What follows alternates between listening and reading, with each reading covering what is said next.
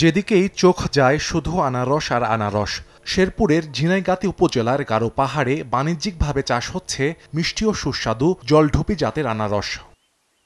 এই অঞ্চলের মাটি ফলটি চাষের উপযোগী, ফলনও হয়েছে বাম্পার। আনারসের স্বাদ ও গন্ধ অতুলনীয় হওয়ায় চাহিদাও বেশি। ক্ষেত থেকে প্রতিটি আনারস পাইকারি বিক্রি হয় 6 থেকে 8 টাকায়। স্থানীয় চাহিদা মিটিয়ে সুমিষ্ট এই ফল চলে যাচ্ছে দেশের বিভিন্ন প্রান্তে। মধুপুর টাঙ্গাইল থেকে আমি যে আনারস চারা নিয়ে আসছি, একর জমি থেকে আমি 1.5 লাখ টাকা খরচ করছি।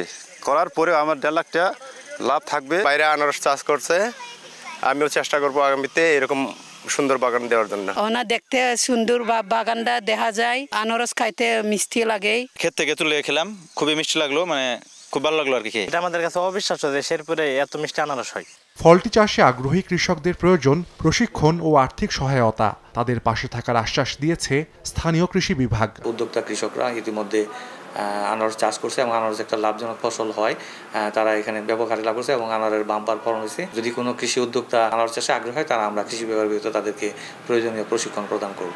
কৃষি বিভাগের তথ্য মতে প্রতি একর জমিতে রোপণ করা যায় 18,000 জলঢুপি আনারসের চারা, আর ফল কাটার উপযোগী হয় চারা রোপণের 1 বছর পর। প্রতি শতাংশে ফলন হয় প্রায় 125 থেকে 180 কেজি পর্যন্ত।